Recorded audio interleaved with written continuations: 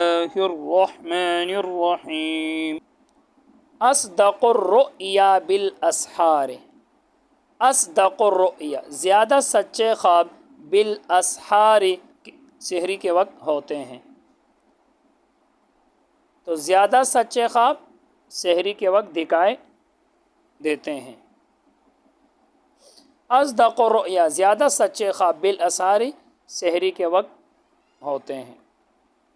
اصدق یہ اس میں تفضیل ہے، صدق یصدق باب نصر سے صدقا، اصدق زیادہ سچا ہونا. رؤیا خواب کو کہتے ہیں، رؤیا یہ مفرد ہے، اس میں جامد ہے. اسحار سحر کی جمع ہے، رات کا جو آخری حصہ ہے فجر سے پہلے، اس وقت زیادہ سچے خواب آتے ہیں، کیونکہ اس وقت معدہ خالی ہوتا ہے انسان کا، اور اس وقت فرشتے نازل ہوتے ہیں اور دعاؤں کی قبولیت کا وقت ہوتا ہے. تو زیادہ خواب صبح کے وقت ہوتے ہیں، لیکن اس کا یہ مطلب ہی نہیں ہے کہ اس پر عمل کرنا ضروری ہے. جو خواب اصول شریعت کے خلاف ہو، اگرچہ وہ صبح کے وقت دکھائے دے، اس پر عمل نہیں کرنا چاہیے. ویسے بھی خواب حجت نہیں ہوتی. اصدق الرؤیا، اصدق اس میں تفضیل مضاف ہے، الرؤیا مجرور تقدیرا مضاف الیہ، مضاف اپنے مضاف الیہ سے مل کر یہ ہوا مبتدا. اصدق اس میں تفضیل، اس کے اندر ہوا ضمیر مرفوع محلا اس کا فاعل. اصدق اس میں تفضیل مضاف، اس کے اندر ہوا ضمیر مرفوع محلا اس کا فاعل. الرؤیا یہ مجرور تقدیرا مضاف الیہ، مضاف اپنے مضاف الیہ سے مل کر یہ ہوا مبتدا. با جار اسحار مجرور لفظاً، جار مجرور میں کر متعلق ثابت یا مرئی جو بھی آپ نکالیں، متعلق ہوا ثابت اس میں فاعل کے، ثابت اس میں فاعل، اس کے اندر ہوا ضمیر مرفوع محلا اس کا فاعل، اس میں فاعل اپنے فاعل اور متعلق سے مل کر شیبہ جملہ ہو کر یہ خبر، اور اصدق الرؤیا یہ مبتدا ہے، مبتدا اپنی خبر سے مل کر جملہ اسمیہ خبریہ ہو گیا. طلب کسب الحلال فریضۃ بعد الفریضۃ، طلب کسب الحلال حلال کمائی طلب کرنا، فریضۃ فرض ہے، بعد الفریضۃ فرض کے بعد. کیا معنی؟ یعنی ارکان اسلام کے بعد جو نماز، روزہ، زکوٰۃ، حج ہے وغیرہ، اس کے بعد فرض یہ ہے کہ حلال روزی تلاش کیا جائے اپنے لیے اور اپنے اہل و عیال کے لیے. تو حلال کمائی طلب کرنا یہ فرض ہے ارکان اسلام کے بعد.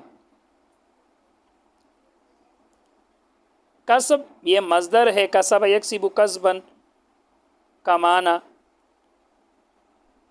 باقی فریضۃ اور فریض اس کی تفصیل ہو چکی.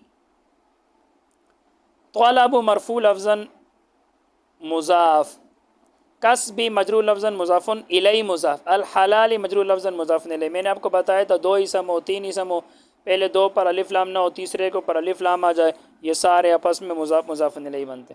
تو کسب مجرور لفظاً مضاف الیہ مضاف، الحلال مجرور لفظاً مضاف الیہ، مضاف اپنے مضاف الیہ سے مل کر یہ پھر مضاف الیہ، طلب مضاف کے لیے. اب مضاف اپنے مضاف الیہ سے مل کر یہ ہوا مبتدا.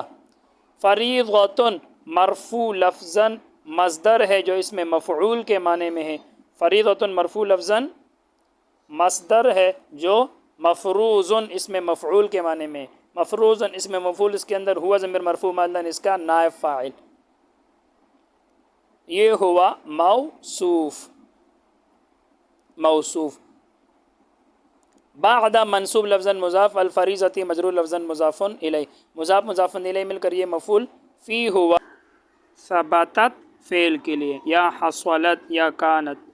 ثبتت فعل، اس کے اندر ہی ضمیر مرفوع محلا اس کا فاعل، فعل اپنے فاعل اور مفعول فی سے مل کر جملہ فعلیہ ہو کر یہ صفت ہوا. اور فریضۃ موصوف ہے، موصوف اپنی صفت سے مل کر فریضۃ بعد الفریضۃ یہ پورا خبر بنا. اور طلب و کسب الحلال یہ مبتدا ہے، مبتدا اپنی خبر سے مل کر جملہ اسمیہ خبریہ ہو گیا. خیرکم من تعلم القرآن وعلمہ، تم میں سے بہتر، تم میں سے بہترین شخص وہ ہے، خیرکم تم میں سے بہترین شخص من وہ ہے تعلم القرآن جو قرآن کو سیکھے وعلمہ اور اس کو سکھائے. تم میں سے بہترین شخص وہ ہے جو قرآن کو سیکھے اور دوسروں کو سکھائے. خیر تو اس میں تفضیل ہے. تعلم صیغہ واحد مذکر غائب ماضی معروف ہے باب تفاعل سے. تعلم یتعلم تعلم سیکھنا. علم صیغہ واحد مذکر غائب ہے ماضی معروف ہے باب تفعیل سے ہے. علم یعلم تعلیم سکھانا. تو تعلم کا معنی ہوتا ہے سیکھنا اور تعلیم کا معنی ہوتا ہے سکھانا. تعلیم مصدر آتا ہے سکھانا. تم میں سے بہترین شخص وہ جو قرآن سیکھے اور سکھائے کیونکہ تمام کتابوں میں سب سے اعلیٰ درجے کا اور سب سے بہترین کتاب قرآن مجید ہے. تو جو اس کو سیکھے گا تو وہ بھی سب سے بہتر ہی ہوگا. ویسے تو علم تجوید کا سیکھنا فرض کفایہ ہے لیکن علم تجوید کے مطابق قرآن مجید کا پڑھنا فرض عین ہے.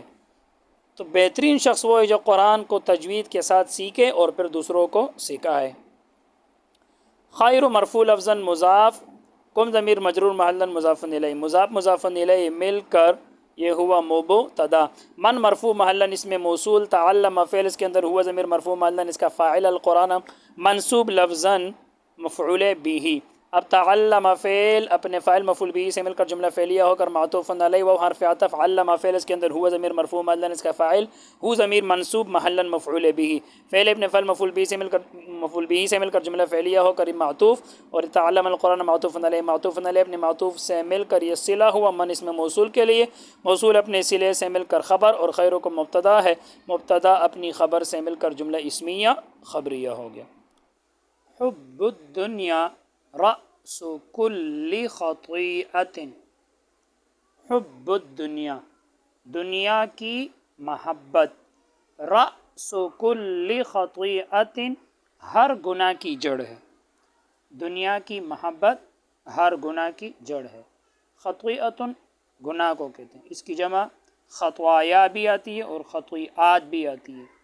جیسے قرآن مجید میں آتے ہیں وَادْخُلُوا الْبَابَ سُجَّدًا نَغْفِرْ لَكُمْ خَطِیئَاتِکُم خطیئات. حدیث کا مختصر مطلب یہ ہے کہ دنیا کی محبت ہر گناہ کی جڑ ہے. یعنی دنیا کی محبت ہر ظاہری و باطنی گناہ کی طرف دعوت دیتی ہے. دنیا کی محبت تو سب سے پہلے انسان کو شبہات کے اندر ڈال دیتی ہے مشتبہ کاموں کے اندر. پھر آہستہ آہستہ مکروہات کے اندر ڈال دیتی اور پھر مکروہات سے محرمات کے اندر انسان کو ڈال دیتی. تو دنیا کی محبت ہر گناہ کی جڑ ہے. تو حب الدنیا رأس کل خطیئۃ دنیا کی محبت ہر گناہ کی جڑ ہے. ترکیب کرتے ہیں. حب مرفوع لفظاً مضاف. الدنیا مرفوع تقدیراً مضاف الیہ. آپ کو کیسے پتہ چلے یہ مضاف الیہ ہے؟ تو میں نے آپ کو بتایا تھا دو اسم ہو پہلے کے اوپر الف لام نہ ہو دوسرے کے اوپر الف لام ہو یہ آپس میں مضاف الیہ بنتے ہیں. اور الدنیا میں نے کہا مجرور تقدیراً. مجرور کیوں؟ مجرور اس لیے کہ یہ مضاف الیہ ہے. تقدیراً اس لیے کہ دنیا یہ اس میں مقصور ہے جس کا اعراب تینوں حالتوں میں تقدیری ہوتے ہیں. تو یہ مضاف الیہ مل کر یہ ہوا مبتدا.